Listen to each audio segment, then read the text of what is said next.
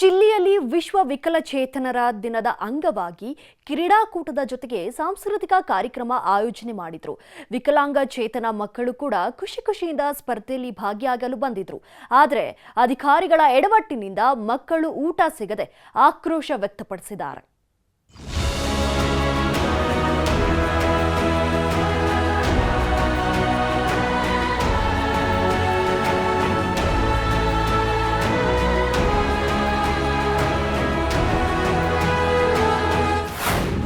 Current ಇಲ್ಲ, ಮುಗ್ಧ ಮನಸ್ಸುಗಳ ಮೇಲೆ ಬರೆ.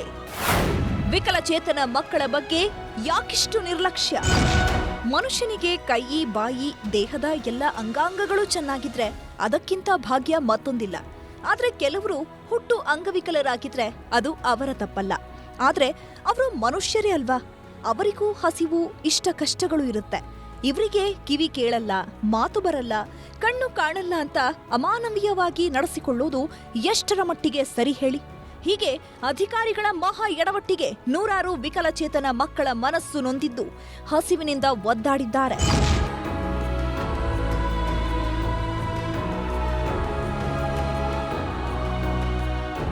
ವಿಶ್ವ ವಿಕಲಚೇತನ ದಿನಾಚರಣೆ ಅಂಗವಾಗಿ ಗದಗದ ಜಿಲ್ಲಾ ಕ್ರೀಡಾಂಗಣದಲ್ಲಿ ವಿಕಲಚೇತನ ಮಕ್ಕಳಿಗೆ ಕ್ರೀಡಾಕೂಟ ಹಾಗೂ ಸಾಂಸ್ಕೃತಿಕ ಕಾರ್ಯಕ್ರಮಗಳನ್ನು ಏರ್ಪಡಿಸಿದ್ರು.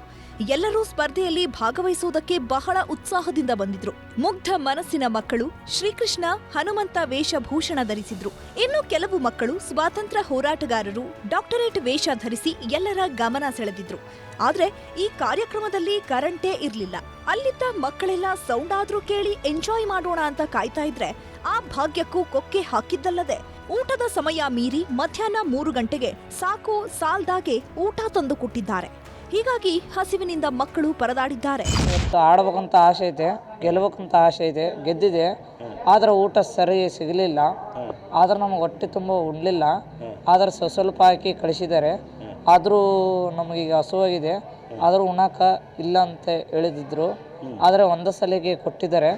ಆದ್ರೆ ನಾವು ಹೋಗಿ ಶಾಲೆಯಲ್ಲಿ ಊಟ ಮಾಡ್ತೀವಿ. ಇನ್ನು ಊಟದ ವ್ಯವಸ್ಥೆಯನ್ನ ನಗರಸಭೆ ಅಧಿಕಾರಿಗಳಿಗೆ ವಹಿಸಲಾಗಿತ್ತು. ಸಕಾಲಕ್ಕೆ ಊಟದ ವ್ಯವಸ್ಥೆ ಮಾಡದೆ ನಗರಸಭೆ ಅಧಿಕಾರಿಗಳು ಬೇಜವಾಬ್ದಾರಿ ತೋರಿಸಿದ್ದಾರೆ.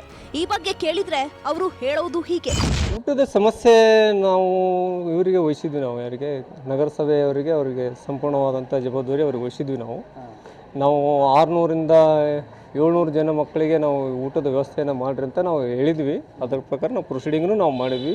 ಮಾನ್ಯ ಅಪಾರ ಜಿಲ್ಲಾಧಿಕಾರಿಗಳ ಇಲ್ಲ ಸಮಯಕ್ಕೆ ಸರಿಯಾಗಿ ಬಂದಿದೆ.